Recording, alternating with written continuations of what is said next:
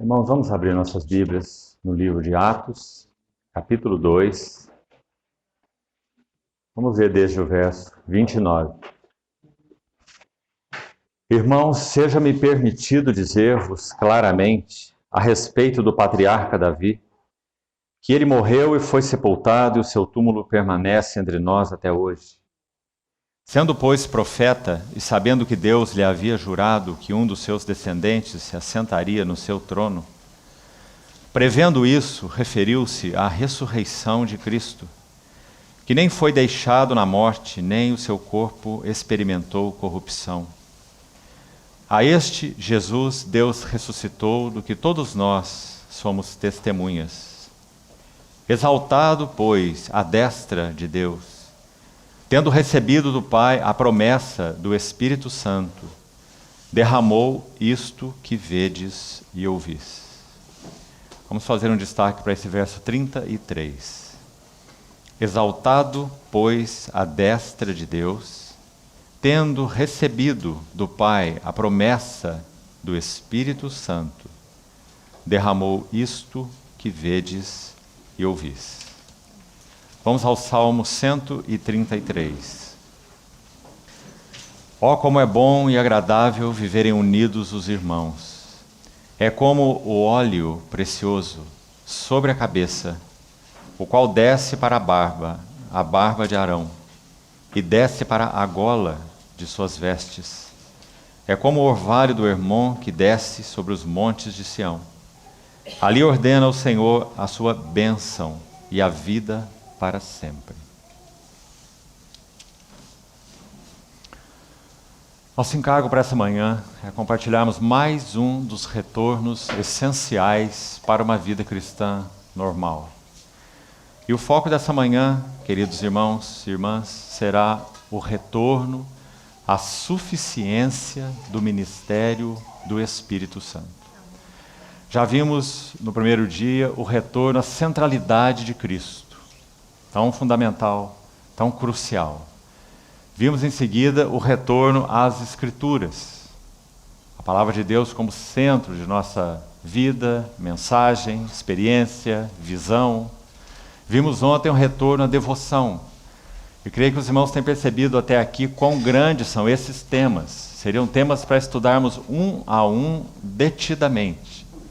Mas o encargo para esses dias é nós falarmos sobre eles panoramicamente, para que possa ser, de algum modo, de ajuda para a meditação dos irmãos e a consideração dos irmãos nos seus estudos pessoais.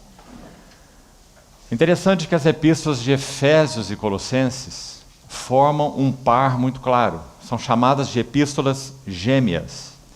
Enquanto em Efésios nós encontramos a exortação no capítulo 5, verso 18, enchei-vos do Espírito. Não vos embriagueis com vinho, no qual há dissolução, mas enchei-vos do Espírito.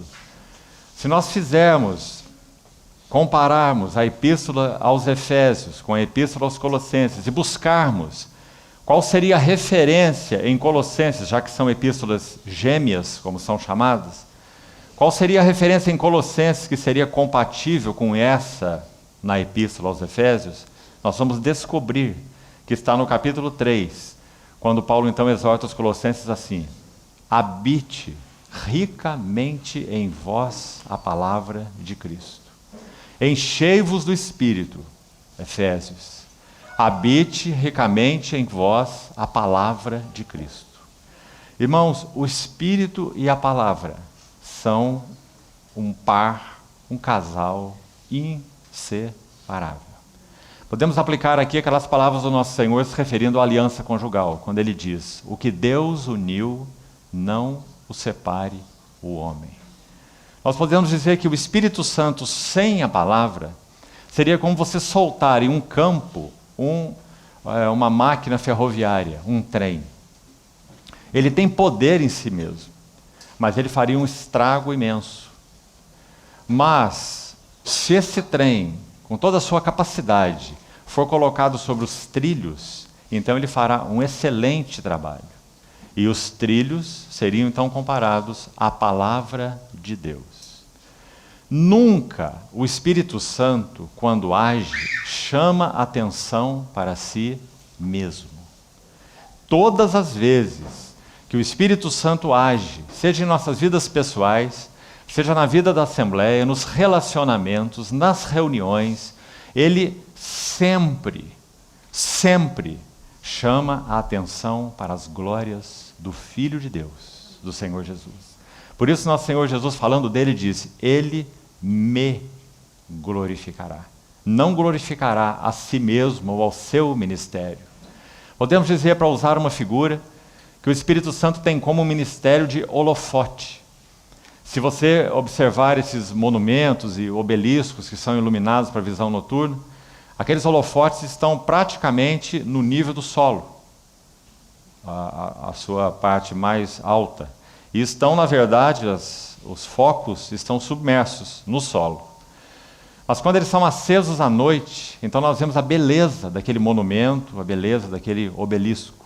Mas nenhum de nós olha para o foco, o holofote em si. A finalidade do holofote é mostrar a beleza, os detalhes daquele monumento. Esse é o ministério do Espírito Santo. Ainda colocando a mesma coisa em outras palavras. Quando o Espírito Santo age, quando o Espírito Santo opera, nunca essa obra dele é espiritocêntrica. Sempre a obra do Espírito Santo é cristocêntrica. Sempre. Isso nos guarda de muitos perigos e de muitos abusos, queridos irmãos. Se nós olharmos com atenção o texto que acabamos de ler no livro de Atos e o compararmos com os Salmos, o Salmo 133, nós vamos ver algo muito bonito aí. A mensagem de Pedro em Atos tem 7 pontos principais. É muito interessante que você se lembra que o candelabro, conforme foi ordenado pelo Senhor no livro de Êxodo, ele tinha 7 hastes. Você se lembra? 3 hastes saíam de um lado assim, do pedestal central, 3 hastes de um outro lado, e no meio havia a haste central, 7 hastes. Quando o Espírito Santo desceu sobre a igreja no Pentecostes, podemos dizer sem sombra de dúvida que esse candeeiro, que sempre fala do testemunho do nosso Senhor, se refere a Cristo mesmo. Cristo é o candeeiro de Deus, eu sou a luz do mundo, disse ele.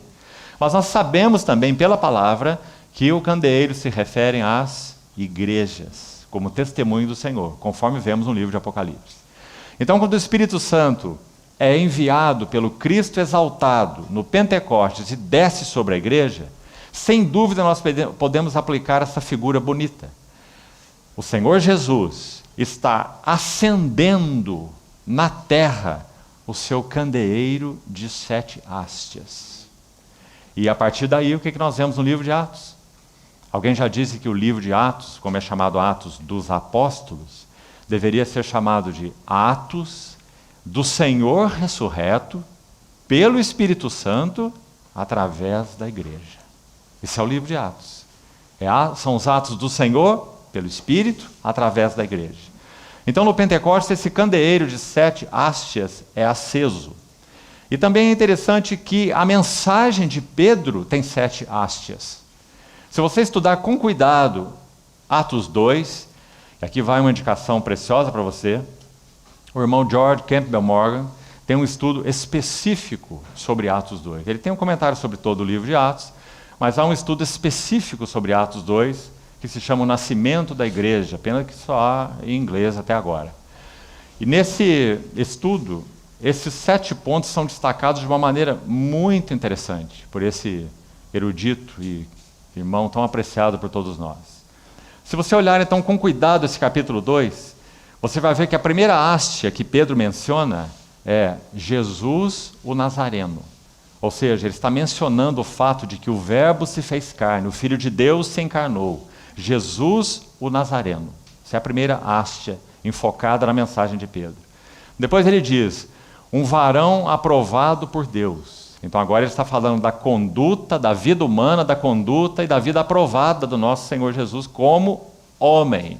Então Jesus, vírgula, o Nazareno, aquele homem, que é homem, 100% homem, como é 100% Deus.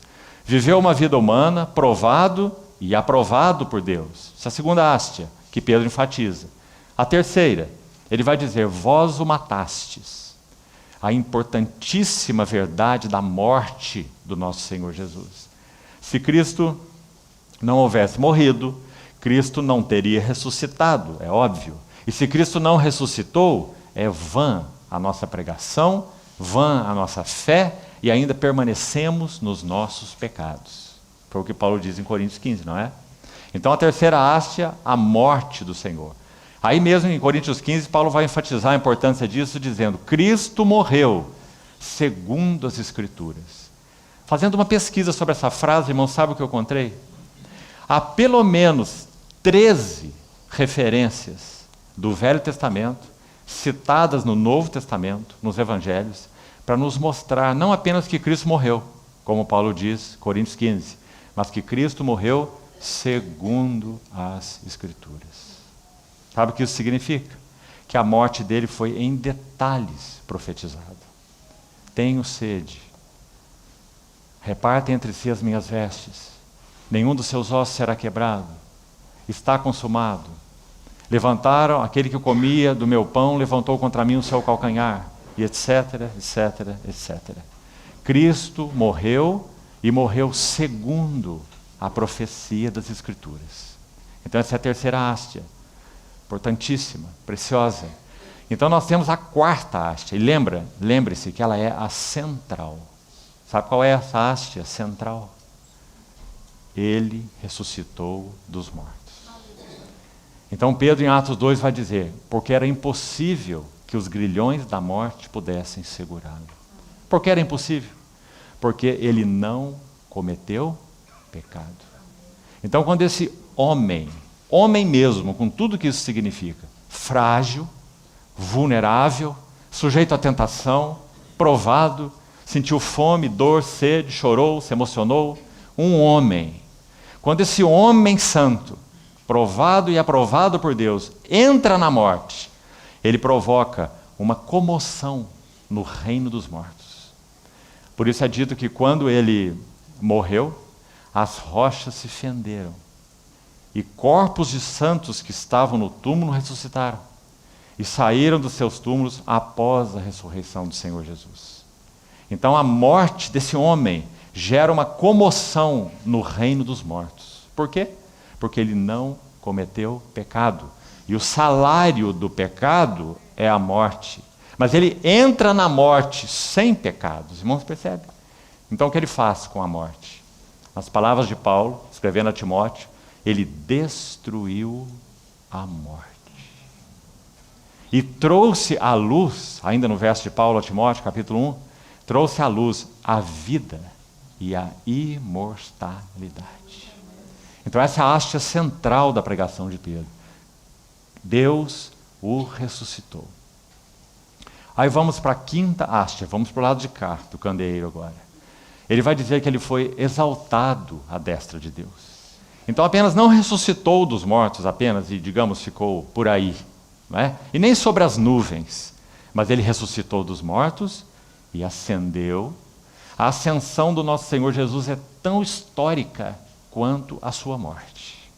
Importantíssima a sua ascensão. Por isso ele não ascendeu de um cantinho qualquer. Ele ascendeu do Monte das Oliveiras, mediante os olhos, ou diante dos olhos de várias testemunhas. Então foi dito a elas: esse mesmo Jesus, que dentre vós foi assunto ao céu, esse virá do modo como vistes subir. Então Pedro vai dizer aí, onde destacamos, Atos 2,33, que ele foi exaltado à posição mais alta do universo, como homem. Homem, lembre-se sempre, lá está a sua humanidade, lá está o homem, exaltado, pois, à destra de Deus. Quinta haste.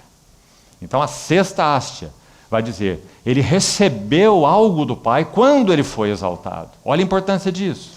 Ele recebe como homem algo de Deus Pai quando ele se assentou no trono. E o que ele recebe? Está aí, Atos 2,33. Ele recebeu do Pai a promessa do Espírito. Não é uma promessa.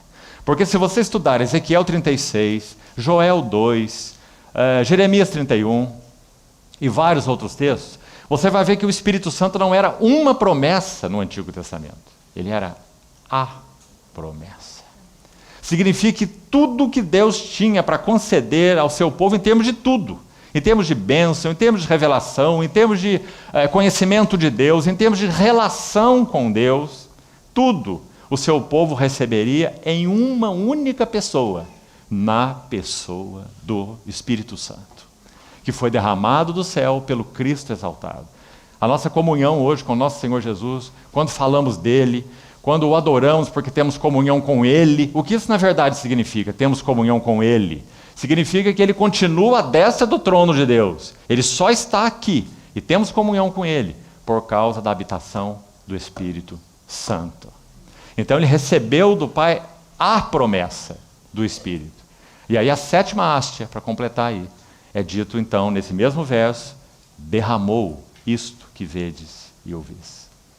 Então, irmãos, dando alguns passos agora em seguida, nós vamos entender algo sobre essa identidade de Jesus. E qual seria a relação, digamos assim, de Jesus com o Espírito Santo. E creio que é muito importante para nós compreendermos isso. Para que possamos fazer, nem que de início seja na nossa visão, já seria algo abençoado. E que o Senhor traduza isso em experiência para cada um de nós. Uma visão sobre o ministério do Espírito Santo. A relação do Espírito Santo e Jesus. Que não façamos uma miscelânea, uma confusão nesse assunto, como tem sido feito. Então, esse é o primeiro par de versos que eu gostaria de destacar para os irmãos. Uma palavra rápida sobre o Salmo 133. Esse salmo começa com um ó, de admiração, de louvor, de espanto. Ó, como é bom e agradável viverem unidos os irmãos. Qual é a fonte dessa unidade? Qual é a base dessa unidade? Então ele vai começar a explicar no verso 2. E o que ele diz no verso 2 aí? É como o óleo precioso. É muito interessante ele dizer óleo precioso. Poderia dizer só óleo. Mas por que o óleo é precioso? Porque para que esse óleo fosse derramado, um alto preço foi pago. E o preço foi o sangue precioso, para que o óleo precioso pudesse ser derramado. Então, a unidade que há entre os santos do Senhor, a família de Deus, essa família a qual pertencemos, que é tão distinta de todas as outras famílias. Como é bom e agradável viverem unidos os irmãos. É como o óleo precioso. Agora veja aqui o caminho desse óleo. Ele desce para a cabeça. Quando que o óleo precioso desceu para a cabeça? Atos 2, 33. Aí está o cumprimento do Salmo 133. Quando o nosso Senhor Jesus, o cabeça exaltado da igreja, assumiu esse lugar no trono do universo. Então ele recebe do Pai a promessa do Espírito. O óleo precioso sobre a cabeça. Agora, o livro de Hebreus vai nos dizer claramente que Arão e todos os seus descendentes em seguida eram apenas uma figura do grande sumo sacerdote que está à destra do trono da majestade nas alturas. Então a figura no Salmo 133 é dele, é do sumo sacerdote. Porque é dito que esse óleo é aplicado sobre a cabeça, não algumas gotas. Se você ler Levítico 8, você vai ver que o sacerdote, na sua unção para servir, ele levava um banho de óleo, não apenas um borrifo de óleo. Então, o óleo sobre a cabeça, veja, desce pela barba. E então o Salmo vai especificar que não é uma barba qualquer. Você viu? É a barba de Arão. Porque ele está fazendo alusão ao sumo sacerdote. Arão, que é um tipo precioso de Cristo. Então vamos voltar para o nosso Senhor. Quando ele é ressurreto dos mortos pela glória do Pai, ascende aos céus, é entronizado. Então ele recebe do Pai a promessa do Espírito. O óleo sobre a sua cabeça. Agora esse óleo desce pela barba. Sabe por que essa ênfase, barba de Arão? Porque agora o corpo não poderia receber esse óleo se não houvesse essa mediação do sumo sacerdote celestial. Então ele é o Arão, o sumo sacerdote, o mediador. Essa é a ênfase de Hebreus, como já falamos. Então esse óleo a partir da cabeça tem que descer pela barba do mediador. A barba do Arão. E então o Salmo vai dizer, e desce até a gola. Você viu essa palavra gola, se você tem a revista e atualizada na mão? Ela está não muito adequada. Embora você possa aplicar a palavra gola também para a parte de baixo da veste. Não é errado você dizer gola da veste apontando para a parte final. Mas a palavra exata seria orla. Orla das suas vestes. São algumas traduções, certamente os irmãos têm na mão, a palavra orla. Porque o óleo descia da cabeça, descia pela barba, encharcava a veste e até a orla das suas vestes. Você está vendo o quadro aqui? O mesmo bendito Espírito Santo que o cabeça exaltado recebe, ele comunica ao seu corpo. Amados irmãos, é por causa dessa visão tão linda que Paulo vai dizer assim: preservando a unidade do Espírito no vínculo da paz. É por causa dessa visão que ele vai dizer: há um só corpo, Efésios 4, há um só Espírito, há um só Senhor, há um só Deus e Pai. Compreende, irmão? Então, quão importante é que tenhamos essa visão clara. Há uma só família de Deus. E todos nós pertencemos uns aos outros. Se algum irmão, por algum motivo, quer ter uma convicção, tem uma convicção pessoal, uma interpretação particular da verdade, coloquemos assim, em determinado assunto, e quer levantar uma bandeira como se essa fosse toda a verdade, que ele o faça. É responsabilidade dele. Mas qual é a nossa? Preservar a unidade do Espírito no vínculo da paz. Aprendemos a manter comunhão com todos os que pertencem ao nosso Senhor Jesus, porque todos foram comprados pelo sangue precioso e todos são habitados pelo óleo precioso. Então, queridos irmãos, esse par de textos, Atos 2:33 e Salmo 133, são maravilhosos. Para completar a linguagem do Salmo, ele menciona o óleo primeiro e depois o orvalho. Você viu essa sequência? O óleo, obviamente, fala de unção. E orvalho, obviamente, fala de vida. Então é por causa do derramamento do Santo Espírito que nós temos unção, e é por causa do derramamento do bendito Espírito Santo que nós temos a vida do Senhor Jesus comunicada àqueles que pertencem a Ele. Ele vos deu vida, estando vós mortos em delitos e pecados. Eu vim para que tenham vida e a tenham em abundância. Então está tudo aí nesse salmo tão lindo. Mais uma consideração. Vamos agora para Gálatas, ainda fazendo um preâmbulo do nosso encargo mais central para essa manhã. Abra, por favor, em Gálatas, capítulo 4. Vamos ler dos versos 4 a 6. Vindo, porém, a plenitude do tempo, Deus enviou seu Filho. Gostaria que você destacasse essa primeira frase. Preste atenção nela e fique com ela. Deus enviou seu Filho. Nascido de mulher, nascido sob a lei. Qual o propósito de Deus ter enviado seu Filho? Está no verso 5. Para resgatar os que estavam sob a lei, a fim de que recebêssemos a adoção de filhos. Agora, digamos, uma segunda parte, verso 6. E porque vós sois filhos, temos de novo o mesmo verbo, enviou. Enviou Deus. Mas agora enviou o quê? Enviou aos nossos corações o Espírito de seu Filho, que clama, Abba, palavra aramaica para paizinho, palavra usada somente na família. Meu papaizinho, Abba, pai, palavra de filiação. De sorte que já não és escravo, porém filho, e sendo filho também herdeiro por Deus. O que eu gostaria de chamar a atenção nesse texto são os dois envios. Há um outro, graças ao Senhor, muitos ótimos comentários a respeito da pessoa e obra do Espírito Santo. Um deles é de Andrew Murray. E sabe o que ele diz? A obra do Pentecostes é tão santa quanto a obra do Calvário. Sabe o que nós tendemos a fazer? Colocar a obra do Calvário nesse nível, sublime, suprema, maravilhosa, e é isso que ela é, não é? Mas colocarmos a obra do Pentecostes aqui, como algo menor. Amados irmãos, os benefícios obtidos no Calvário objetivamente, foi Ele, nosso Senhor, quem morreu, nunca teriam qualquer valor para nós, se não fosse pela habitação do Espírito Santo. Não poderíamos possuí-la, nem crer nela, para começar, nem possuí-la, experimentá-la, viver dela, nada. A obra do Pentecostes, repetindo nosso irmão Andrew, é tão santa quanto a obra do Calvário. Mais um detalhe importante aqui. Se Deus Pai confiou toda a sua obra ao seu Filho, e seu Filho a cumpriu de tal forma que ele disse na cruz, está tudo feito, está tudo consumado. Que brado maravilhoso do nosso Senhor no Calvário.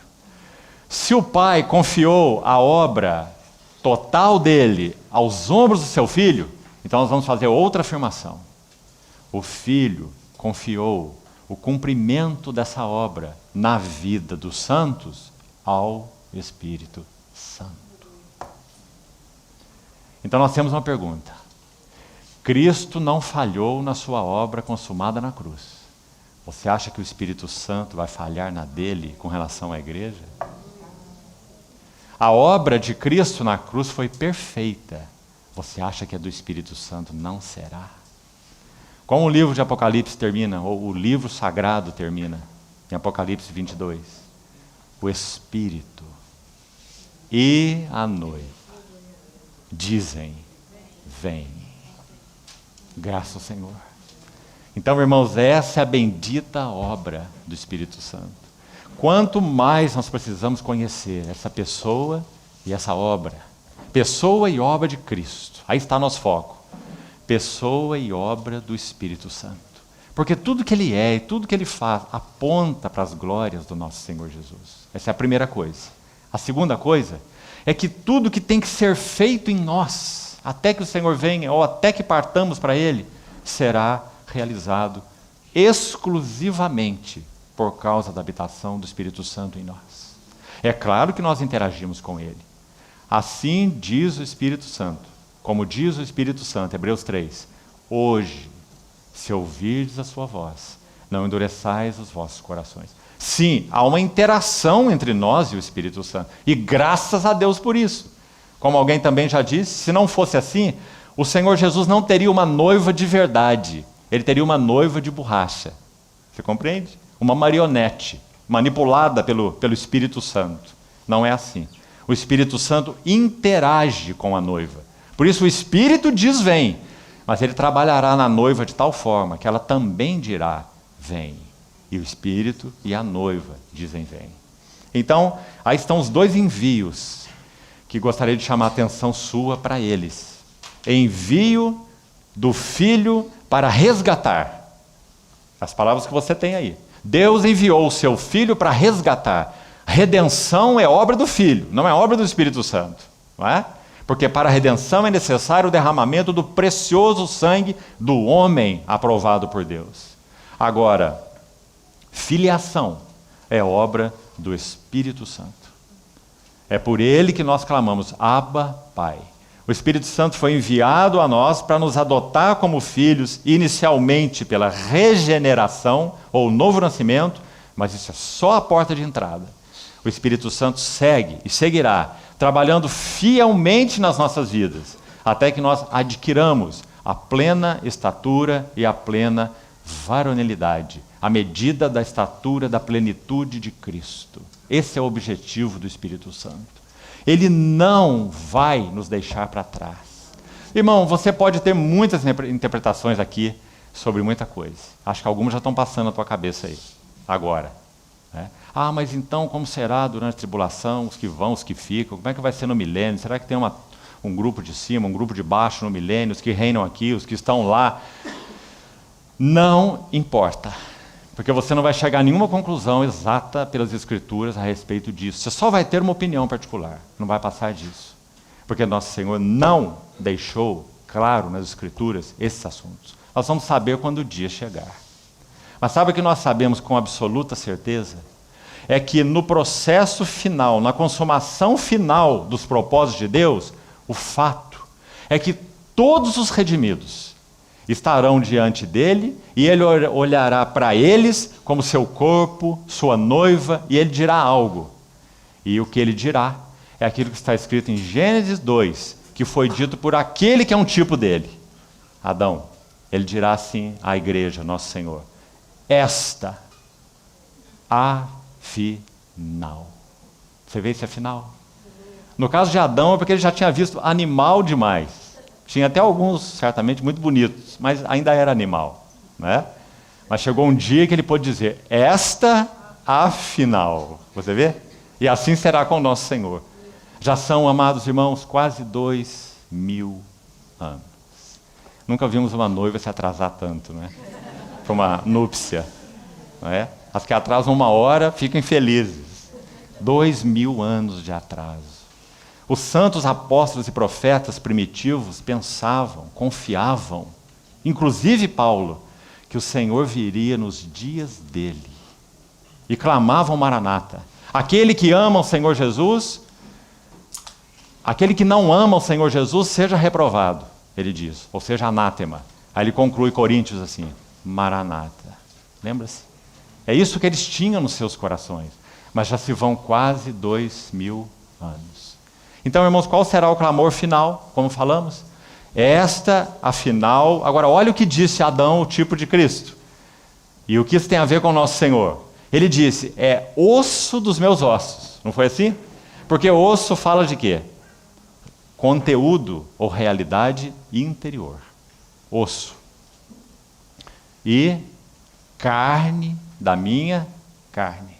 Carne fala de expressão exterior. Compreendeu? Então, quando o Senhor Jesus, na consumação final do propósito de Deus, olhar para a igreja, que coisa maravilhosa ele poderá dizer. E isso incluirá todos os redimidos. Ninguém ficará de fora. Quando nosso Senhor estiver proclamando essa frase, digamos assim, sobre a igreja. Esta, afinal, tem o meu conteúdo, minha realidade interior, é osso dos meus ossos. Mas ela também tem a minha expressão exterior. Ele pode dizer: eu olho para ela e vejo a mim. Foi isso que aconteceu com Adão. Ele olhava para os animais e não se via. Mas agora ele olhou para sua esposa e se viu. Não é? Viu-se nela. Assim nosso Senhor. Então, 2 envios. Envio do Filho, envio do Espírito Santo. Envio do Filho para resgatar, envio do Espírito Santo para adotar. E lembre-se que essa palavra também, não temos tempo para entrar nos detalhes dela, ruiostesia, ela fala de uma plenitude de filiação. Não apenas de sermos regenerados, mas de sermos plenamente filhos, em espírito, em alma e em corpo, inclusive. Romanos 8, que é o maior capítulo sobre o Espírito Santo na Bíblia, é Romanos 8. Tem em torno de 20 menções da pessoa do Espírito Santo num único capítulo. E lá é dito que a criação geme, aguarda com suspiros, com gemidos, esse dia da remoção do cativeiro, da renovação de todas as coisas. Então mostra a criação gemendo, mostra o nosso espírito gemendo. Há 3 gemidos em Romanos 8. Depois você os busque lá. Já estou citando quais são. A criação gemendo, primeiro. O nosso espírito gemendo, aguardando a adoção de filhos, que é a redenção do nosso corpo, a última etapa. E há um terceiro gemido em Romanos 8. Você se lembra qual é? Está no verso 26 de Romanos 8. Também o Espírito, semelhantemente, nos assiste em nossa fraqueza, porque não sabemos orar como convém, mas o mesmo Espírito intercede por nós com gemidos inexprimíveis. Não é maravilhoso, irmão? E o texto ainda termina assim: porque é segundo a vontade de Deus que ele intercede pelos santos. Eu acho que essa é a frase que eu mais gosto do versículo. Sabe por quê? Ele não vai interceder diante do Senhor por nós segundo nossas orações tolas. Elas vão ficando de lado, essas oraçõezinhas. Ele intercede por nós segundo a vontade de Deus. Então, digamos que em determinado momento nós podemos pedir algo. Nós podemos pedir assim: Senhor, alivia a tua mão. Mas o Espírito Santo vai interceder lá no trono dizendo: Senhor, não alivia a tua mão. Ele precisa que a tua mão continue sobre ele. Porque o propósito para o qual eu fui enviado é que a tua mão trabalhe plenamente na vida deles, né? Então, esses são os 2 envios. Mais um texto ainda, como introdução, importantíssimo, amados irmãos. 1 Coríntios 12, verso 3. Por isso vos faço compreender que ninguém que fala pelo Espírito de Deus afirma anátema Jesus, ou Jesus é reprovado.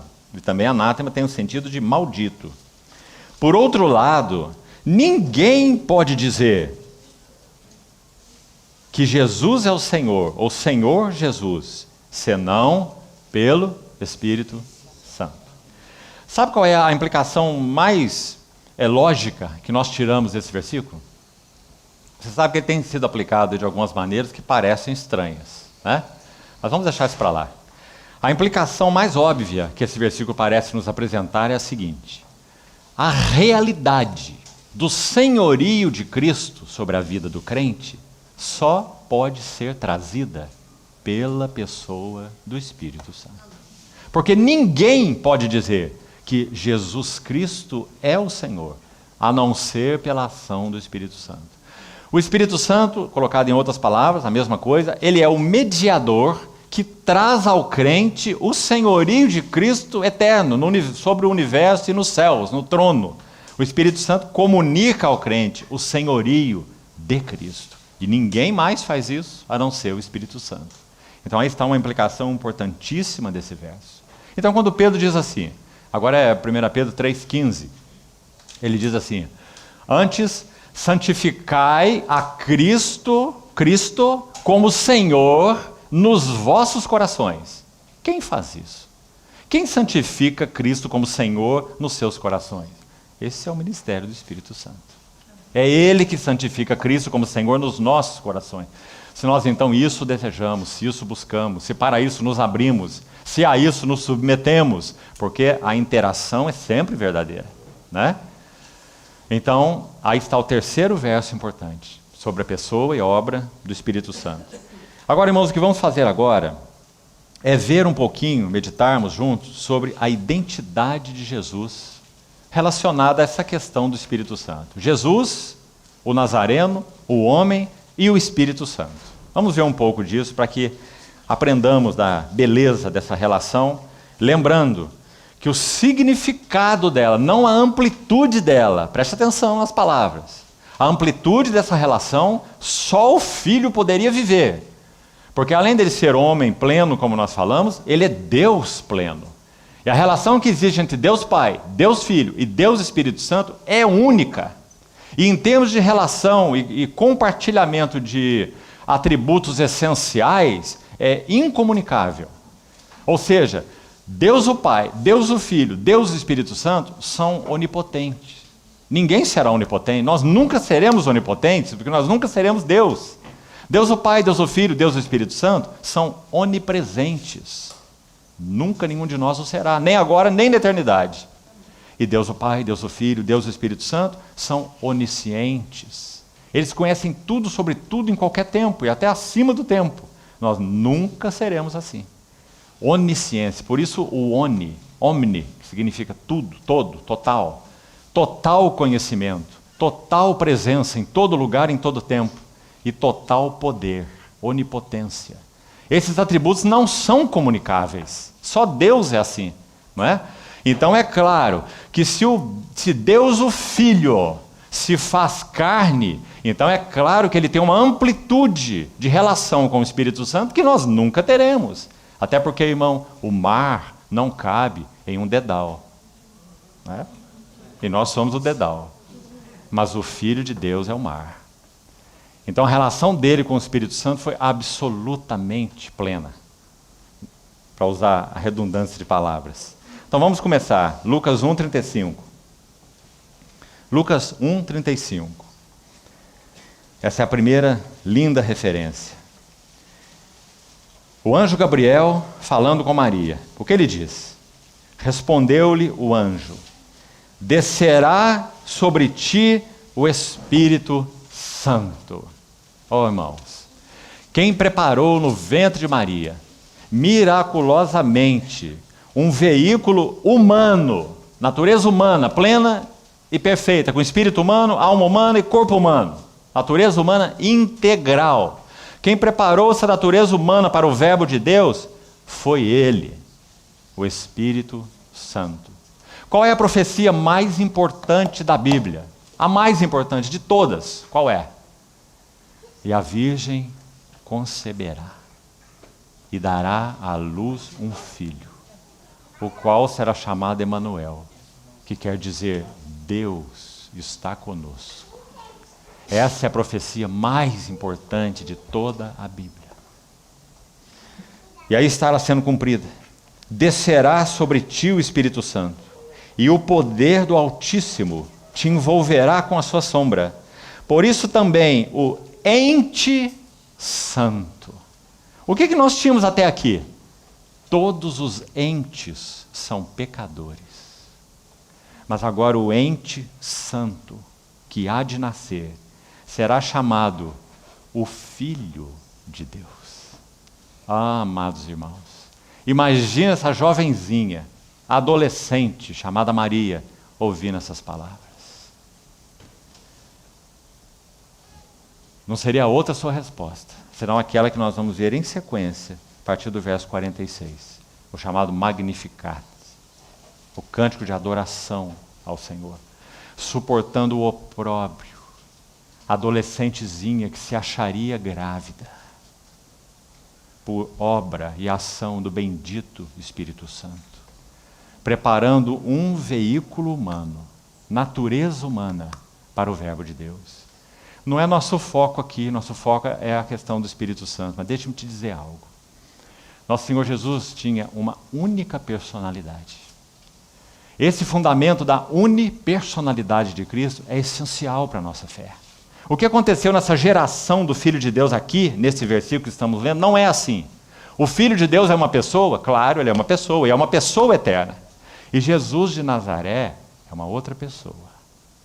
Então, o Cristo eterno, ou Filho de Deus, veio habitar em Jesus de Nazaré. Se isso fosse assim, nós teríamos duas pessoas. Não foi isso que aconteceu. O que aconteceu? O milagre bendito, maravilhoso, é que a pessoa do Logos, o Filho de Deus, veste-se de natureza humana.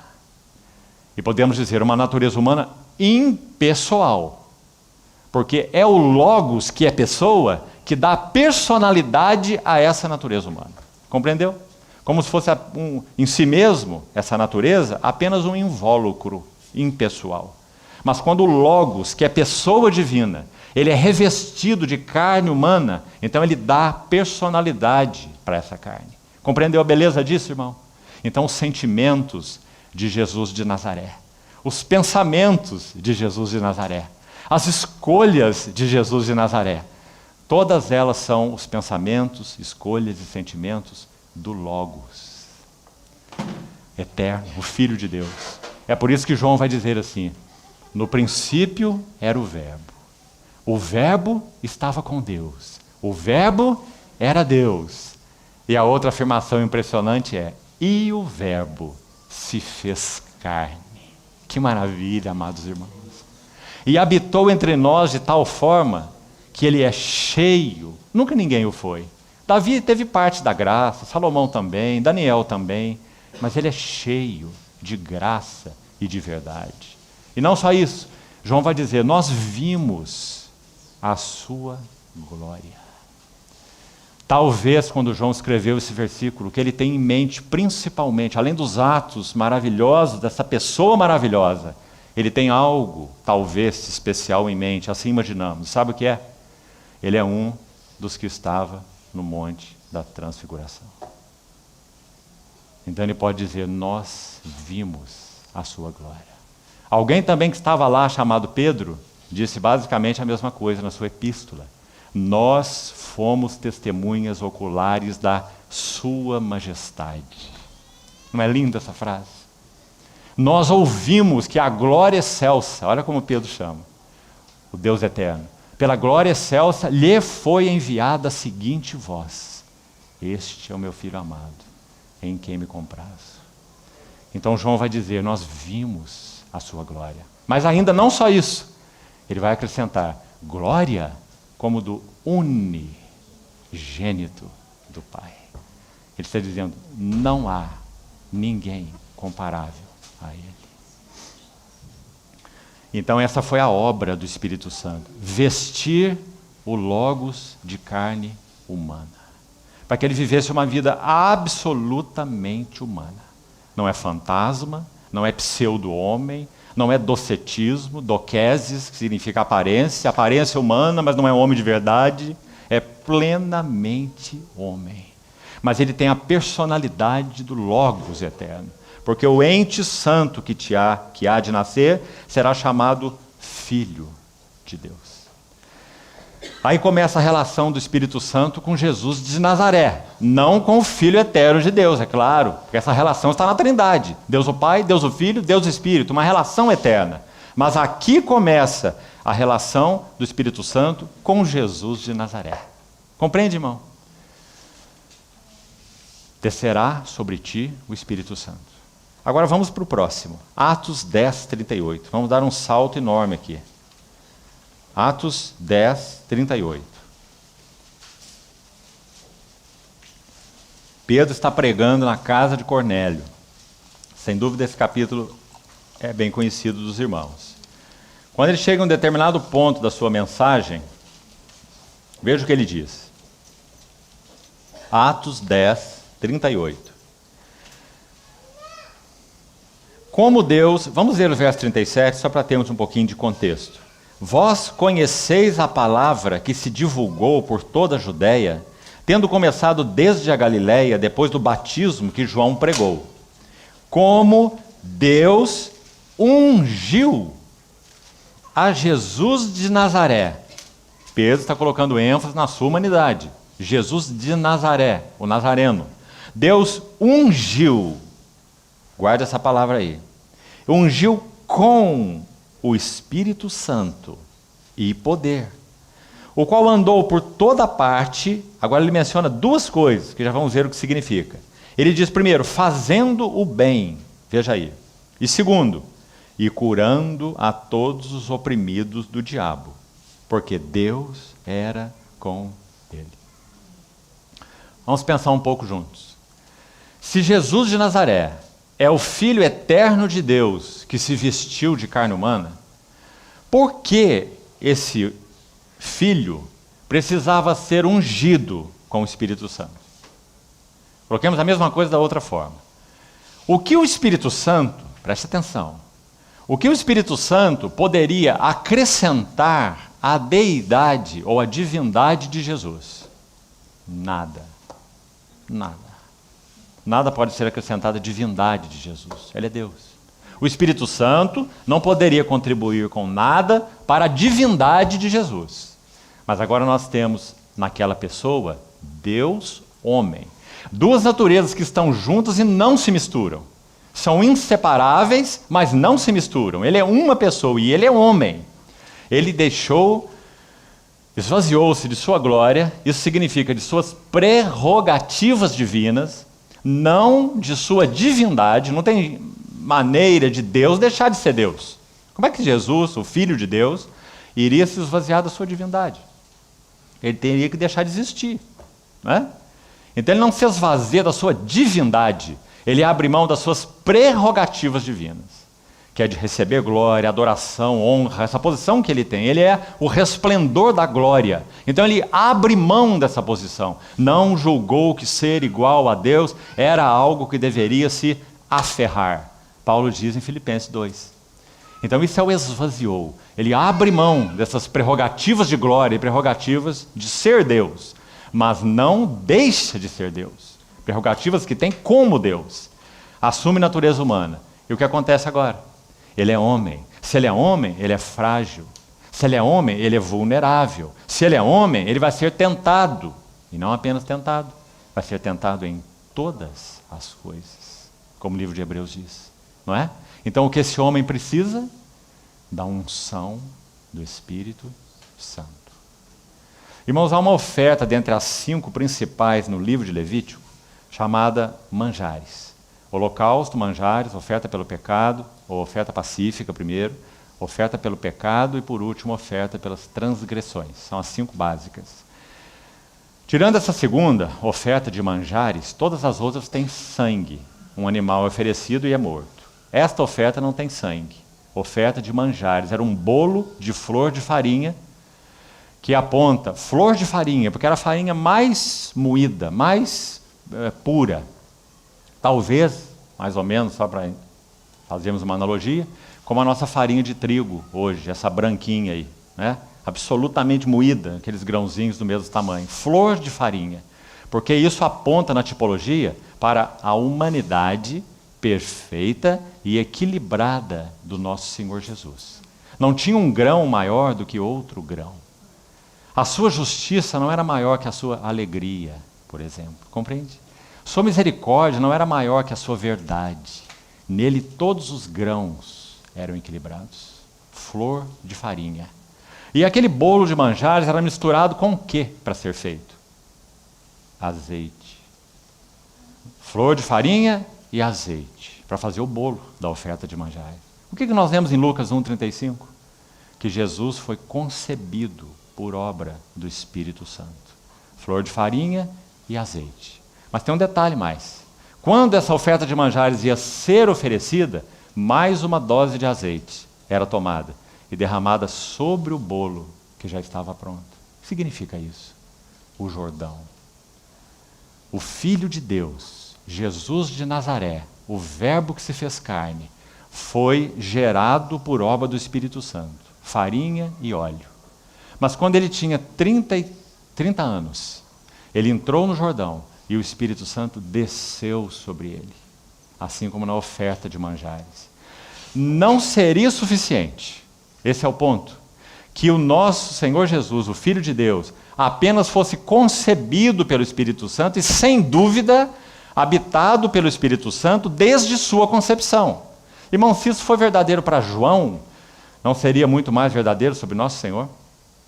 João Batista. O que é dito João Batista? Que ele seria cheio do Espírito Santo desde o ventre materno. Nosso Senhor Jesus foi gerado pelo Espírito Santo. Mas quando ele entra no Jordão, aos 30 anos, o Espírito Santo desce sobre ele em forma corpórea como pomba. Pedro está fazendo referência a este fato em Atos 10:38. Ele está dizendo, Deus ungiu a Jesus de Nazaré, com o Espírito Santo e com poder. Porque agora ele ia realizar um trabalho, uma obra, e ele teria que realizar em estrita dependência do Espírito Santo. Talvez o que mais nos impressione nessa manhã, com a ajuda do Senhor, é até onde vai essa dependência. E nós vamos examinar alguns textos para chegarmos até o final disso. E você vai ver que coisa impressionante. A relação do Espírito Santo com Jesus, e não apenas o Jesus homem, mas a relação do Espírito Santo com Jesus ressurreto e vencedor. Já vamos ler alguns textos no final. Então, primeiro, Deus ungiu a Jesus de Nazaré com o Espírito Santo e poder. Duas coisas então destacamos. O qual andou em toda parte, primeiro, fazendo o bem. O que significa isso? Significa que toda retidão moral e toda obediência do Senhor Jesus, do Jesus de Nazaré, é devida à ação do Espírito Santo. Fazendo o bem. Deus ungiu a Jesus de Nazaré, então ele caminhou fazendo o bem. Dependente da unção do Espírito Santo para a sua retidão moral. E nós, irmãos? Da mesma maneira. Nós também somos habitados pelo Espírito Santo, certo? Desde que nascemos de novo. O Espírito de Deus é o selo de Deus de que nós pertencemos a Deus. Tendo nele crido, fostes selados com o Espírito Santo. Efésios capítulo 1. Mas aí vem a pergunta. Será que temos andado segundo o Espírito ou temos andado segundo a carne? Porque é possível ser habitado pelo Espírito, mas andar segundo a carne. Se não fosse, Paulo não diria aos Gálatas, andai no Espírito e jamais satisfareis a cobiça da carne. Muito claro, não é? Então o Senhor Jesus era habitado pelo Espírito Santo, mas o Senhor Jesus também foi ungido pelo Espírito Santo. Então ele tinha sensibilidade suficiente para ouvir a Deus, para conhecer a vontade de Deus, para fazer as obras de Deus, no tempo de Deus, à maneira de Deus. Compreendeu isso? tudo isso é resultado da unção pelo Espírito Santo. E não apenas de ser concebido pelo Espírito Santo. Gostaria que você separasse essas duas coisas.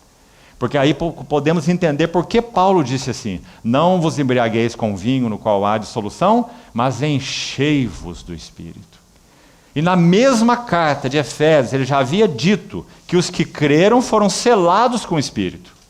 Então, esses eram os Efésios e esses somos nós. Ele está dizendo para os selados que se encham do Espírito Santo.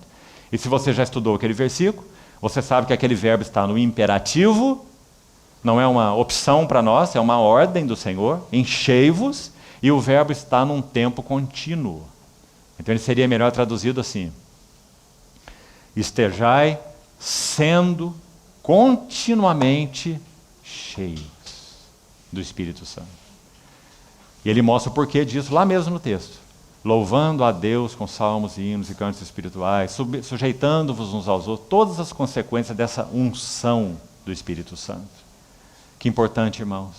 Quanto precisamos conhecer mais essa pessoa santa e esse ministério santo, o Espírito Santo. Você se lembra Paulo navegando no livro de Atos, para lá e para cá? Houve num dado momento, Lucas já estava junto com ele, e então Paulo desejou ir para Bitínia. Lá diz, desejamos ir para Bitínia. Então Lucas vai registrar assim: mas o Espírito de Jesus não permitiu. Por que ele não diz Jesus não permitiu? Mas o Espírito de Jesus não permitiu. Aí tentamos ir para o outro lado, mas também o Espírito não permitiu. Ele enfatiza. E finalmente ele desce para onde precisava ir, que é para o porto, onde ele teve o sonho com o varão macedônio. Não é? Então a ênfase ali, o Espírito de Jesus. O Espírito não permitiu, o primeiro Espírito de Jesus não permitiu. Sensibilidade à direção, ao tempo, ao modo de Deus, por causa da unção do Espírito Santo. Sabe por que nós fazemos tanta bobagem, irmãos? E falamos tanta coisa atravessada? Sim, o Espírito Santo mora em nós, mas de tantas formas ele tem sido restringido em nós.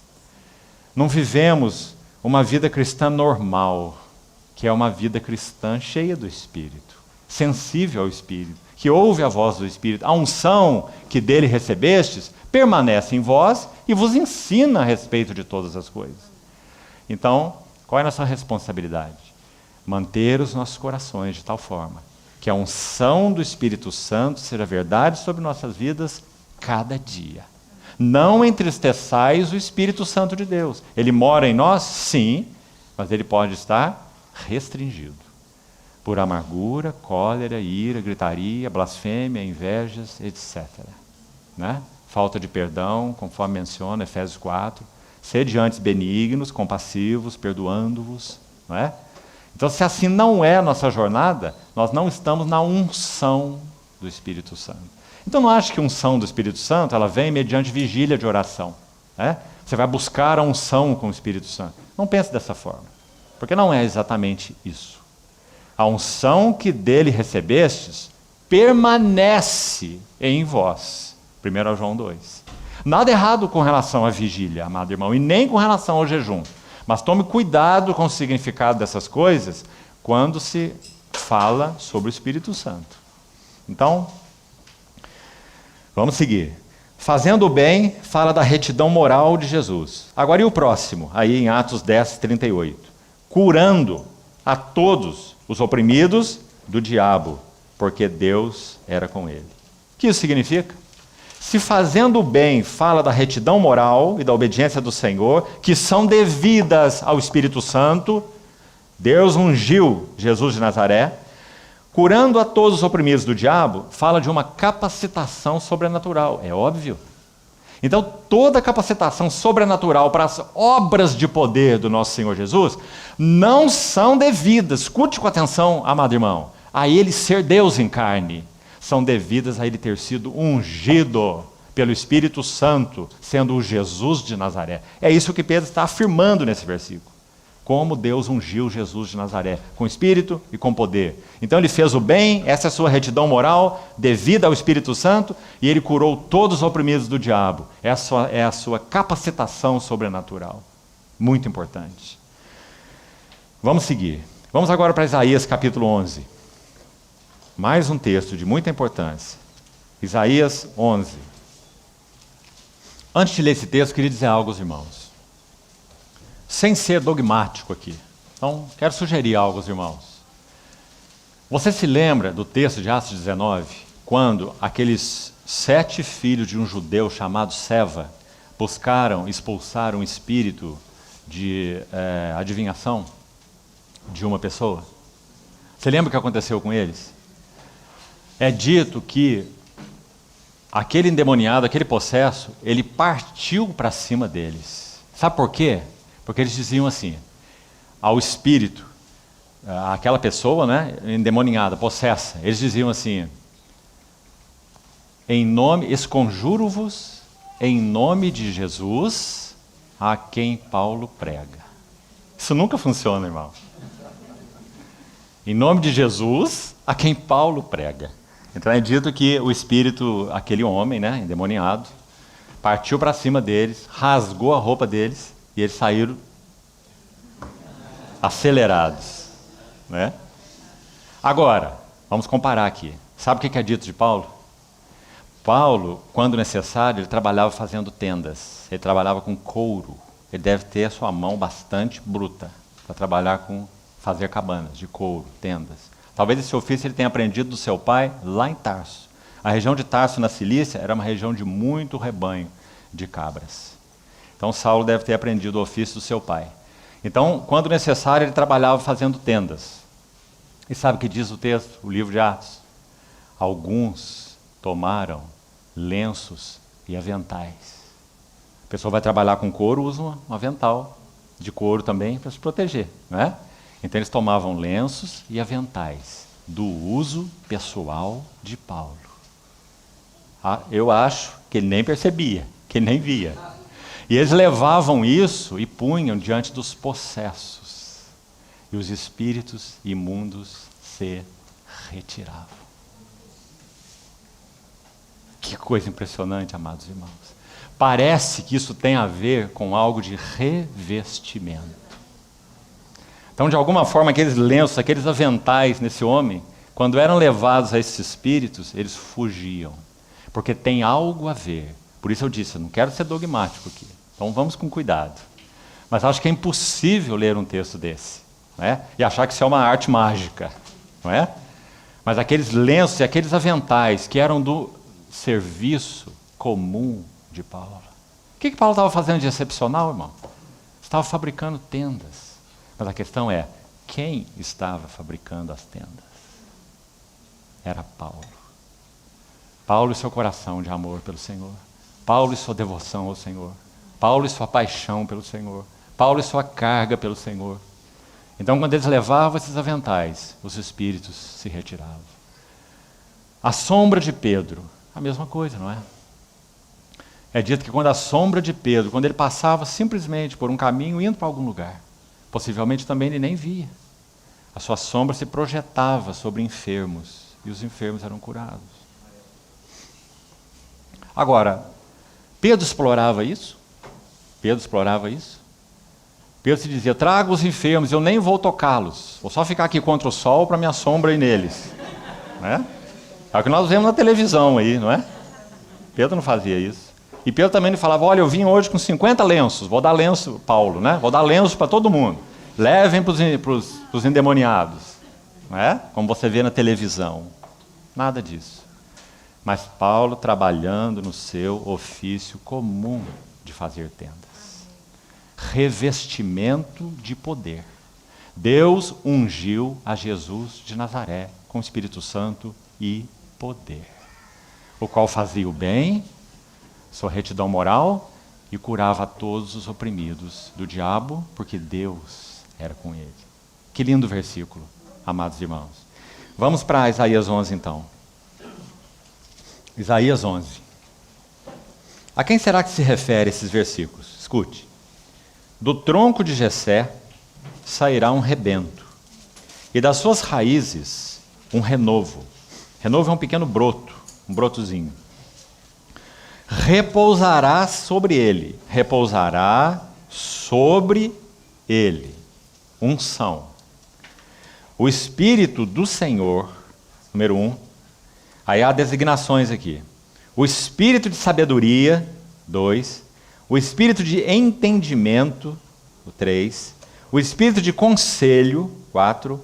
De fortaleza, 5. De conhecimento, 6. E de temor do Senhor, 7. 7, que na Bíblia sempre fala de plenitude. Então, Isaías 11 nos ensina o quê, basicamente? As qualidades de caráter de Jesus são todas atribuídas ao Espírito Santo. Qualidades de caráter de Jesus, que estão aí mencionadas, todas essas. Sabedoria, entendimento, conselho, fortaleza, todas as qualidades de caráter são atribuídas ao fato de que repousaria sobre ele o Espírito Santo. Então, aqui é a nota importante nesse texto. Qualidades de caráter de Jesus são atribuídos também ao fato de repousar sobre ele o Espírito Santo. Aí você poderia dizer assim, para mim, mas ele era o Filho de Deus em carne. Pelo fato de ser Filho de Deus em carne, ele já não teria essas qualidades em si mesmo? Eu creio que se então olhamos para a questão dele ser o Filho de Deus que se fez carne, a resposta tem que ser sim. Ele é Filho de Deus e como Filho de Deus ele tem todos esses atributos nele mesmo. Mas isso não responde à pergunta. Porque o Verbo se fez carne. Então nós estamos falando de um homem. Nós não estamos falando apenas do Filho eterno de Deus, antes de assumir a natureza humana. Então o versículo está afirmando que para o Jesus de Nazaré, todas essas suas qualidades de caráter seriam comunicadas a ele pelo Espírito Santo. Lucas, o mesmo Lucas que já registrou ali, 1,35, a concepção do nosso Senhor, tem outro verso impressionante. Ele diz assim, esse menino, ele crescia. Irmãos, essa palavra nunca pode ser aplicada para o Filho de Deus em si mesmo. O Filho de Deus não cresce. O Filho de Deus é perfeito, é pleno, é eterno, nada pode ser acrescentado a ele, não é? Mas Jesus de Nazaré, esse menino, crescia. Agora não é só crescia, é dito que ele crescia em sabedoria. Você vê. Então nós temos aí de novo a mesma pergunta. Se ele é o Logos, o Filho eterno de Deus, ele tem toda a sabedoria, mais do que isso, ele é a sabedoria encarnada. Então, em que sentido ele cresceu em sabedoria? No sentido de que ele é homem, não é super-homem. Então, ele é menininho, que usou fraldas, que mamou na sua mãe, não é? Aprendeu o ofício de carpinteiro. Marcos diz que ele não era só o filho do carpinteiro. Marcos diz que ele é o carpinteiro. Então, ele também era carpinteiro, não é? Trabalhou no ofício de carpinteiro, trabalhou com a madeira, aprendendo, crescendo em sabedoria, estatura e graça diante de Deus e dos homens. Quando ele tinha 12 anos, os doutores se impressionaram com as perguntas dele. Eram perguntas muito sábias para um menino de 12 anos, né? Mas ele não entrou no seu ministério aos 12 anos, e nem aos 18, e nem aos 21. Ele iniciou seu ministério aos 30 anos. E o que aconteceu com ele nesse momento? Você pode imaginar até esse momento, o que aconteceu até esse momento? Você pode imaginar uma cadeira ou uma mesa feita por Jesus de Nazaré?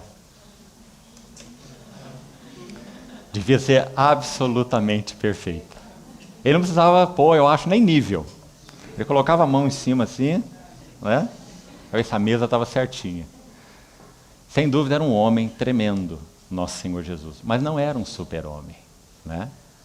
Então, quando ele foi entrar no seu ministério, o Espírito Santo desce sobre ele e comunica a ele todo aquele poder que ele precisaria para exercer o seu ministério. Irmãos, o livro de Lucas é tão impressionante. Vamos fazer isso agora, já que entramos nessa viela aqui. Abra, por favor, Lucas.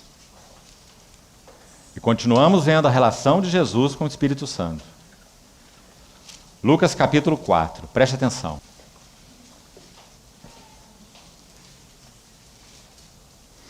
Jesus, cheio do Espírito Santo. Porque o Espírito Santo havia descido sobre ele no Jordão, relatado aí nos versos 21 e 22 do capítulo anterior. Então Jesus cheio do Espírito Santo. Por que Lucas faz essa referência entre vírgulas aí? Porque Lucas é o evangelista que mais enfatiza. Você sabe que Jesus é homem. E como homem, ele deriva toda a sua capacitação do bendito Espírito Santo. Então Jesus que foi ungido pelo Espírito Santo no Jordão, esse Jesus cheio do Espírito Santo volta do Jordão. E tem mais. E foi guiado pelo mesmo Espírito no deserto. Não é maravilhoso, irmão? Nosso Senhor Jesus foi capacitado com sabedoria pelo Espírito Santo para responder ao diabo nas 3 tentações no deserto. A sua sabedoria veio da comunicação do Espírito Santo. Repousará, o que lemos em Isaías 11? Repousará sobre ele o espírito de sabedoria, o espírito de conhecimento. Então a palavra estava cheia, habitando ricamente no coração dele, é claro, mas conhecimento é uma coisa, sabedoria é outra coisa. Então nosso Senhor Jesus teve sabedoria para aplicar o conhecimento, é isso que é sabedoria. Há pessoas que têm muito conhecimento, mas não têm sabedoria. Sabedoria é a aplicação do conhecimento. Então, quando nosso Senhor diz para o diabo, nem só de pão viverá o homem, mas de toda palavra que procede da boca de Deus, isso é sabedoria, aplicando o seu conhecimento, todas derivadas do Espírito Santo. Agora, olhe mais, ainda nesse capítulo mesmo, de Lucas, capítulo 4, verso 14. Depois da tentação terminar, o diabo se retira dele. Verso 14 então diz: então Jesus no poder do Espírito. Por que Lucas coloca assim? Porque não basta Jesus. Jesus é o Filho de Deus, ele vai, faz tudo o que quer, como quer, ele tem poder em si mesmo, né? Mas não, Jesus no poder do Espírito regressou para Galiléia. Olha onde nós vamos parar aí, verso 16. Indo para Nazaré, onde fora criado, entrou num sábado na sinagoga. Sua primeira manifestação pública está aí, em Nazaré, a sua cidade natal. Onde fora criado, a cidade onde ele foi criado, né? Cidade natal, Belém. Entrou num sábado na sinagoga, segundo o seu costume, e levantou-se para ler. Então, escute bem, lhe deram o livro do profeta Isaías. E abrindo o livro, achou o lugar onde estava escrito. Você vê? Ele teve que procurar. Ele não abriu o livro assim, certinho, Isaías 61. Não é? Ele não é super-homem. E o que ele leu? Olha o que ele leu. O Espírito do Senhor está sobre. Ele não diz em mim. Embora é claro que isso é absolutamente verdadeiro. Mas o Espírito do Senhor está sobre mim, pelo que ele me ungiu. Foi o que Pedro falou também, lá em Atos 10. Me ungiu para evangelizar os pobres, enviou-me para proclamar libertação aos cativos, restauração da vista aos cegos, para pôr em liberdade os oprimidos. Agora queria que você notasse um detalhe. Por favor, não perca. Verso 19. E apregoar o ano aceitável do Senhor. Certo? Agora deixa aí marcado Lucas. E nós vamos para onde esse versículo saiu. Que é Isaías 61. E você vai ver algo maravilhoso aqui. É Isaías 61, versos 1 e 2. Vamos lá.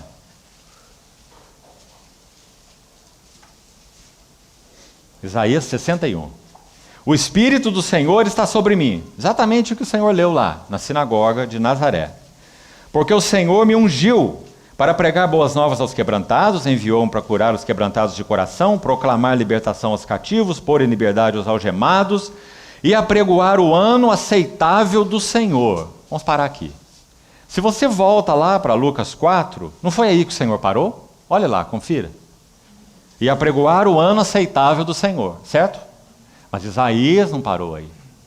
Isaías diz que esse que teria o Espírito do Senhor sobre ele, é claro que é o nosso Senhor Jesus, ele iria apregoar o ano aceitável do Senhor e, está vendo Isaías 61, 2? E fazer mais o quê? Apregoar também o dia da vingança do nosso Deus. Por que o Senhor Jesus não citou isso? Por quê? Ele parou antes.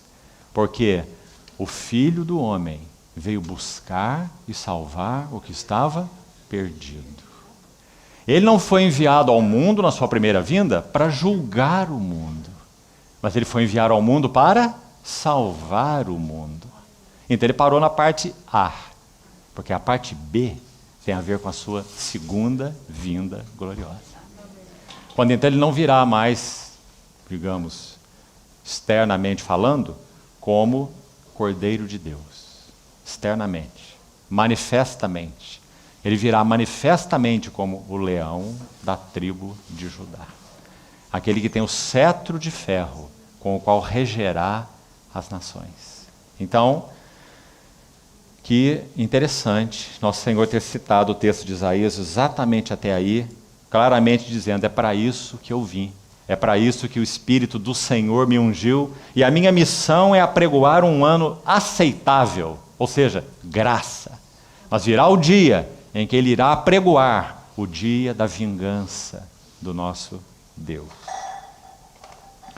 O que esse versículo, então, esse texto de Isaías 61, está nos dizendo?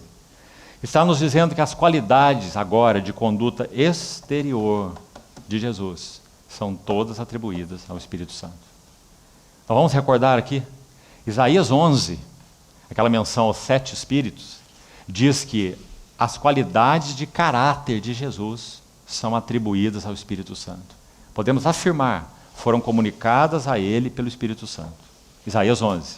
Agora Isaías 61, nós podemos também afirmar que as qualidades de conduta exterior também foram comunicadas a ele, ou ele teve capacitação para essa conduta exterior por causa do Espírito Santo. Então lemos, o Espírito do Senhor está sobre mim. E o que ele iria fazer? Pregar boas novas, os quebrantados, curar os quebrantados de coração, proclamar a libertação aos cativos, conduta exterior, atribuídas à unção do Espírito Santo. Agora, por enquanto, nós vamos concluir essa parte aqui, para aproveitarmos um pouquinho o restinho do nosso tempo ainda. Voltemos a Isaías 11, um detalhe mais, aliás, poderemos dizer uma nota muito impressionante, nós vamos concluir com ela, essa primeira parte da identidade de Jesus. Eu queria que os irmãos vissem algo aqui, em Isaías 11. Nós lemos os versos 1 e 2, sobre esses 7 espíritos, né? Já lemos. Agora veja o verso 3 e particularmente o 4. É dito assim: deleitar-se-á no temor do Senhor. Não julgará segundo a vista dos seus olhos. Está vendo? A dependência do Espírito Santo. Nem repreenderá segundo o ouvir dos seus ouvidos. Olha lá. E aí nós vemos o Senhor Jesus se relacionando com todas as classes de pessoas. E sabe o que ele enxergava? Ele enxergava lá dentro. Aí você diz, mas nós não podemos fazer isso, nós os cristãos. Claro que nós podemos. Claro que podemos. Todas as vezes que nossas vidas avançam na intimidade com o Senhor, numa vida no Espírito, nós temos discernimento espiritual. Muitas vezes as pessoas vêm contar para nós muitas coisas, e pelo Espírito do Senhor, nós podemos ver atrás dessas coisas. Elas vêm nos apresentar os frutos, mas nós conseguimos ver a raiz da árvore. E nosso Senhor Jesus muito mais. Vinha aquele jovem que Marcos registra que nosso Senhor olhou para ele e o amou, o jovem rico. E ele começa a conversar com o Senhor, mestre, o que farei para dar vida eterna? O Senhor diz, pratica os mandamentos. Quais são os mandamentos? Não adulterarás, não furtarás. Senhor, isso eu tenho praticado desde a minha mocidade. E o Senhor diz, mas uma coisa te falta. Olha onde ele está enxergando agora. Ele está vendo que lá no coração dele tem um Deus assentado, Mamon. Então ele diz, uma coisa te falta, vai, vende tudo que tens, dá aos pobres, depois vem e segue-me. Sabe o que o Senhor enxergou? O Senhor enxergou que aquela idolatria era radical. E por causa dela ser tão radical, a atitude precisava ser radical. Como que dizendo, para você não tem outra solução. Você tem que entregar tudo que você tem, porque você é um idólatra de Mamon. E lá é dito que o jovem se retirou triste, porque era dono, possuidor de muitas propriedades. Então o Senhor tocou realmente no lugar exato. Discernimento espiritual. Né? Então, Isaías 11, 4 agora. Mas julgará, preste atenção, julgará com justiça os pobres e decidirá com equidade a favor dos mansos da terra. E agora? Ferirá a terra com a vara da sua boca e com o sopro dos seus lábios matará a quem? O perverso. Parece que, também, não quero ser dogmático aqui, mas parece que não há como interpretar esse o perverso de outra forma, como não sendo representado naquela pessoa que em 2 Tessalonicenses Paulo chama de o homem da iniquidade e o filho da perdição. Porque a referência de ferir com a vara que sai da sua boca, Paulo menciona lá, que o Senhor julgará esse homem da iniquidade com essa vara, esse sopro que sai da sua boca. E Paulo aplica isso ao anticristo. Agora, então, é óbvio que isso acontecerá na segunda vinda do Senhor. Está correto? Claro, na segunda vinda do Senhor. Mas então, quando caminhamos para trás em Isaías 11, acompanha aí, o verso 2 diz, repousará sobre ele o Espírito do Senhor. Aí está a chave, aí está o ponto. Então, sabe qual a conclusão que penso, irmãos, que inevitavelmente temos que chegar? O Espírito do Senhor continua habitando e capacitando o Jesus de Nazaré no trono para executar tudo o que compete a ele executar e cumprir na sua segunda vinda gloriosa. Ele continuará executando o que tem que executar como o Messias que virá, por causa do poder e da unção do Espírito Santo. O Espírito Santo nunca deixará o Jesus de Nazaré como unção, porque o cabeça exaltado no trono, Atos 2,33, ele recebeu do Pai a promessa do Espírito. Se tudo que ele fez, viveu, todas as suas obras, todas as suas condutas foram inspiradas pelo Espírito Santo, o Espírito Santo o deixaria, no sentido de unção, agora que ele está no trono? Não. O Espírito Santo continua ungindo a Jesus de Nazaré. E esse não é apenas o único texto que vamos ver. Nós vamos ver os textos que se referem à sua segunda vinda, esse é um deles. Quando ele fará o que é dito na palavra, em termos proféticos, que ele teria que cumprir, ele o cumpriria pelo Espírito Santo. Então está aí, Isaías 11, que nos parece muito claro. Julgará com justiça, decidirá com equidade, ferirá a terra com a vara da sua boca, com o sopro dos seus lábios matará o perverso. Por quê? Repousará sobre ele o Espírito do Senhor. Vamos para mais um texto para você ver. Olha Isaías 42, a mesma ênfase. Esse é um dos cânticos do servo. Eis aqui o meu servo, a quem sustenho, o meu escolhido em quem a minha alma se compraz. Olha a nota. Pus sobre ele o meu Espírito. Irmãos, obviamente está falando da unção do Espírito Santo, não está falando da concepção do Senhor Jesus pelo Espírito Santo. Precisamos separar essas duas coisas, como já vimos. Então eu porei sobre ele o meu Espírito, e ele promulgará o direito para os gentios. Não clamará, nem gritará, nem fará ouvir sua voz na praça. Isso já se cumpriu ou não? Já. Os evangelistas vão dizer que sim. Enquanto o Senhor viveu sua vida humana como Cordeiro de Deus. Não clamou, não gritou, não levantou sua voz na praça, não esmagou a cana quebrada e não apagou a torcida que fumega. Em verdade promulgará o direito. Até aqui, tudo já foi cumprido, na vida do Verbo encarnado. E o verso 4, veja. Não desanimará, nem se quebrará, até que ponha na terra o direito, e as terras do mar aguardarão a sua doutrina. Até que ponha na terra o direito. Isso ainda não ocorreu. O Senhor porá na terra o direito, quando ele, com cetro de equidade, reger as nações. Então está mais um texto nos mostrando que esse fato de colocar o direito sobre a terra depende da ação do Espírito Santo sobre ele. Mais um, Isaías 61. Nós já lemos esse texto, e agora a ênfase aqui. Nós, na verdade, já a demos, é o final do verso 2. Senhor, então, em Lucas, na sinagoga de Nazaré, ele leu o texto de Isaías até aqui, apregoar o ano aceitável do Senhor. E, então, destacamos, O dia da vingança do nosso Deus ainda não veio. Isso se refere à segunda vinda do Senhor, né? Então, mais um texto que mostra que é por causa do Espírito do Senhor que está sobre mim, como lemos no versículo 1, é que o Senhor executará todas essas coisas. Como que nós separaríamos? Ele vai curar os oprimidos, ele vai libertar cativos, ele vai apregoar o ano aceitável do Senhor pelo Espírito Santo. Mas o dia da vingança do nosso Deus, não. Como nós faríamos isso? Tudo aqui é atribuído ao fato do Espírito do Senhor estar sobre ele. Não é, irmão? Então, a nossa conclusão. O Espírito Santo tem que continuar a habitar no Jesus ressurreto. E a ungí-lo, a unção, o óleo sobre a cabeça, para que ele complete a execução de tudo aquilo para o que, como Messias, ele foi designado na sua segunda vinda. E, amados irmãos, se lermos os evangelhos, nós ficaremos impressionados. Concebido pelo Espírito, levado pelo Espírito ao deserto para ser tentado, e ali sustentado pelo Espírito, com sabedoria para responder ao inimigo, levado de volta do deserto pelo Espírito, entrar na sinagoga de Nazaré, abrir Isaías 61 e ler: o Espírito do Senhor está sobre mim. Depois Lucas vai registrar que no Getsêmani ele foi tentado com tal intensidade que ele suava gotas como de sangue.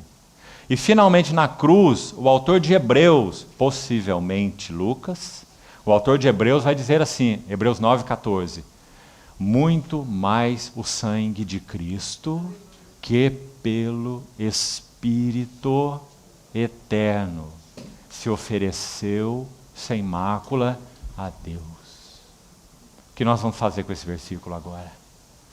Nós vamos chegar à conclusão que Jesus de Nazaré, o homem, ele foi e encarou os sofrimentos da cruz e até mesmo a separação do Pai por causa da unção e ação e capacitação do Espírito Santo sobre ele. Pelo Espírito eterno, ele teve condições de oferecer-se a si mesmo sem mácula a Deus. E quando ele ressuscita, sabe o que acontece? Leia Romanos 8:11.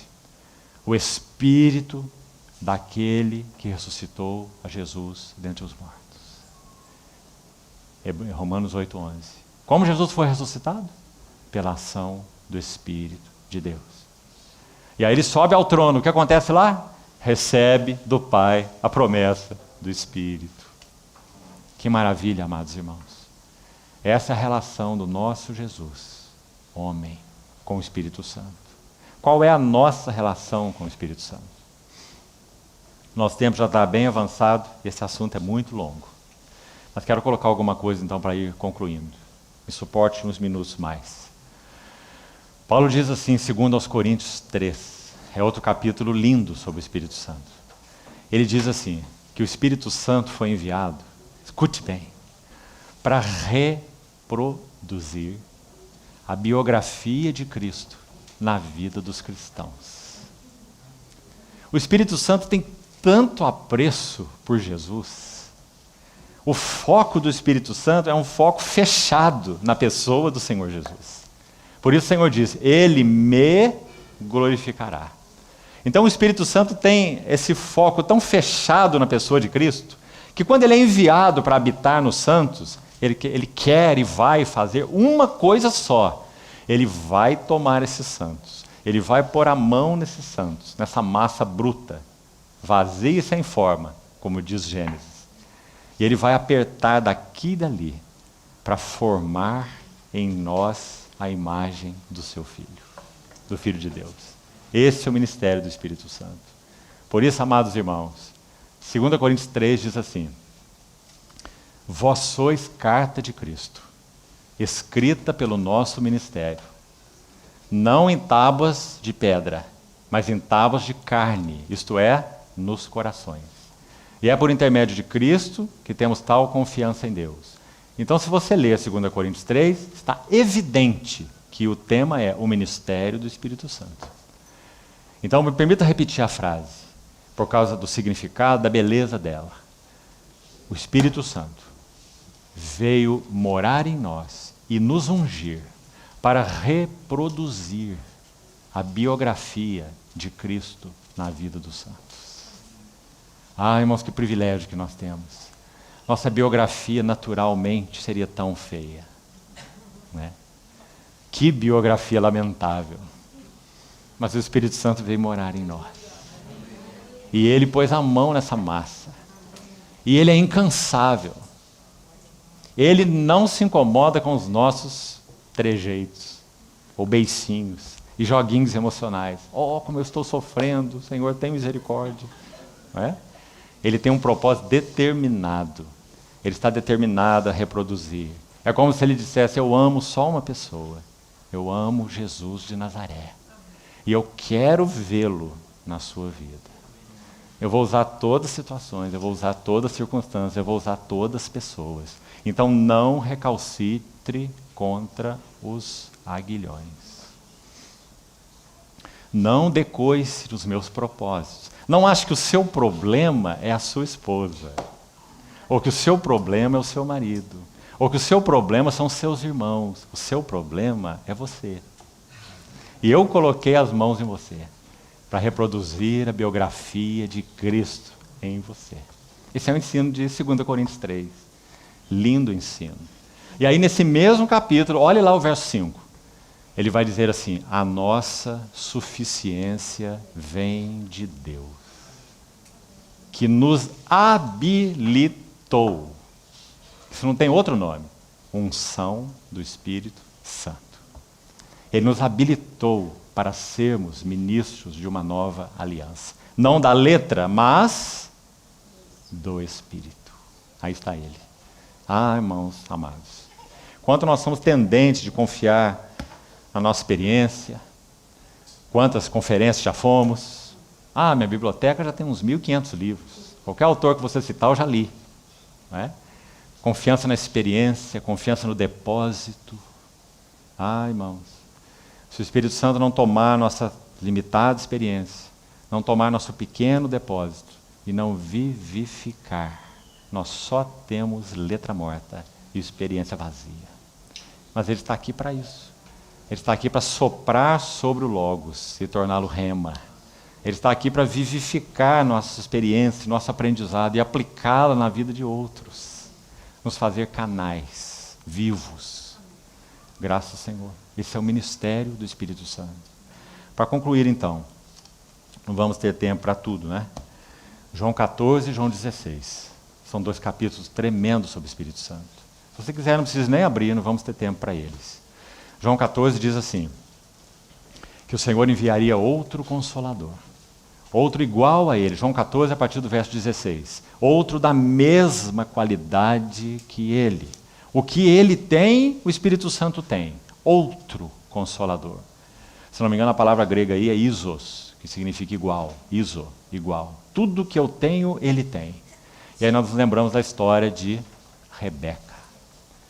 Quando Abraão pediu a Eliezer para buscar uma esposa para o seu filho dentre a sua parentela. Você se lembra? Abraão é uma figura óbvia de Deus Pai. Claríssima. Isaac é uma figura claríssima de Deus o Filho, o herdeiro de todas as coisas. Né? E Eliezer é uma figura do bendito Espírito Santo. Então o que acontece? Abraão pede que Eliezer coloque a sua mão debaixo da coxa direita dele. Você se lembra? Isso é um ato de identidade, de juramento. Como que dizendo, as suas pernas serão as minhas pernas. Então diz, põe a mão debaixo de minha coxa. Então ele sai para a sua missão. Qual é a missão de Eliezer? Encontrar a noiva para o seu filho Isaac. E aí a história da noiva é toda linda. Naquele poço, aqueles camelos, e você se lembra? Mas o que eu quero destacar aqui é o seguinte. Quando Rebeca dá de beber aqueles camelos, é dito que Eliezer faz algo. Diz que ele coloca um pendente de ouro e 2 pulseiras de ouro em Rebeca. De cara. Quando ela está ali dando água para os camelos. Né? Sabe por que ele faz isso? Ele está já trazendo a ela algo das riquezas insondáveis de Cristo. Então os dois vão peregrinando juntos e vão indo na direção de Labão, na casa de Labão, o irmão de Rebeca, de Betuel, seu pai, né? Vão caminhando, porque Eliezer pergunta, tem lugar lá para eu me acolher e também acolher os que trago comigo? Ela diz, sim, nós temos lá pastagem, temos lugar. Então vão, Eliezer e Rebeca juntos. E eles se aproximam da casa de Labão. E Labão vem ao encontro deles. E o interessante é como Eliezer se apresenta. Labão pergunta, então, quem é ele? Né? E ele diz assim, eu sou servo de Abraão. Por que ele não diz, eu sou Eliezer? Porque o seu ministério é uma figura do ministério do Espírito Santo. O Espírito Santo nunca chama atenção para si mesmo. Ele diz, eu sou um servo de Abraão. E olhe mais, meu senhor Abraão é muito rico. E ele deu ao seu filho tudo o que ele possui. Sabe o que no Evangelho de João o nosso próprio Senhor Jesus diz? O Espírito Santo me glorificará, porque ele há de receber tudo que é meu e vou-lo há de anunciar. Foi isso o que Eliezer fez com Rebeca. Ele tirou dos tesouros de Abraão, que eram os tesouros de Isaac, porque Abraão deu a Isaac tudo o que ele possuía. Então ele vai sacando dos tesouros de Isaac um pendente, 2 pulseiras, ele vai adornando Rebeca. Tudo quanto o pai tem é meu. E ele vai receber o que é meu e vou-lo há de manifestar. Sabe qual é o final da história? Eles chegam finalmente na casa de Labão. E esse Labão queria reter a sua irmã Rebeca ali. Acho que imaginamos por quê. Né? Ele é muito espertalhão. Então ele queria reter Rebeca ali. E leva a Rebeca, não leva a Rebeca, o que fazemos com a Rebeca? Então eles chegam à conclusão que ela tem vontade, ela tem escolha. Então ele diz, vamos perguntar para a moça o que ela quer. Então eles perguntam se ela quer ir ou se ela quer ficar mais alguns dias. Então ela responde com uma palavra. Ela diz, irei. Irei. Irei para onde? Ela nunca tinha visto Isaac face a face. A quem, não havendo visto, há mais. Então ela sai junto com Eliezer. E a palavra diz que Isaac a vista de longe. Ela cobre o seu rosto, chega até ele. Então Isaac ele descobre o rosto e entra na tenda de Sara. Sara, na Bíblia, é um tipo da graça. E na tenda de Sara, ele coabita com Rebeca. Da sua plenitude, temos recebido graça sobre graça. Amados irmãos, esse é o ministério do Espírito Santo. É isso que ele estará fazendo incansavelmente em nós. Nós não merecemos os pendentes de ouro e nem as pulseiras. Nós não merecemos nada.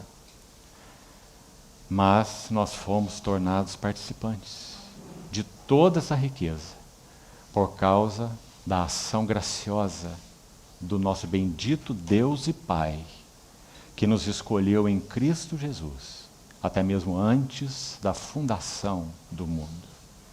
E determinou que o seu filho não teria uma eternidade solitária, mas determinou que o seu filho teria uma noiva com quem coabitar por toda a eternidade.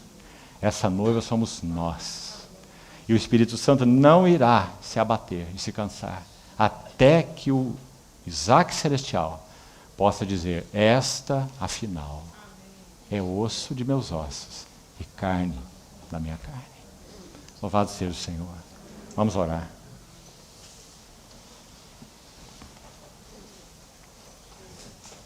Senhor, apresentamos a Ti nossas vidas, uma vez mais. Apresentamos a Ti as Tuas palavras e Te pedimos que o Senhor as mantenha vivas, reais e aquecidas no nosso coração. Obrigado, ó bendito Espírito Santo, porque Tu nos encontraste. Muito obrigado porque puseste Tuas mãos nesse barro disforme. E obrigado por Teu trabalho incansável de formar o caráter do Filho nas nossas vidas. Te pedimos que sejamos mais sensíveis, que amemos ao Senhor com mais ternura, que sigamos a Ti, Senhor, sigamos a Ti mais de perto. Por isso, Senhor, conquista-nos de todo. Livra-nos de tantas ilusões, de tantos falsos centros. Converge o nosso coração para Ti. Confiamos no Senhor, as Tuas mãos. Obrigado por Tua graça maravilhosa e por Teu trabalho de amor nos nossos corações. Bendito seja Teu nome. Amém.